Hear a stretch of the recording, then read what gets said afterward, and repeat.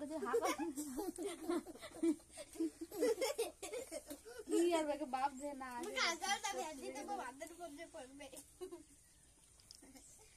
পাঁচ জোড়ে পাঁচটা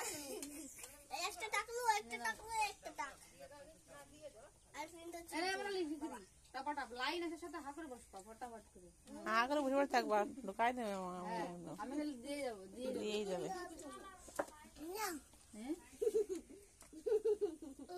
বড় করে হাঁকাট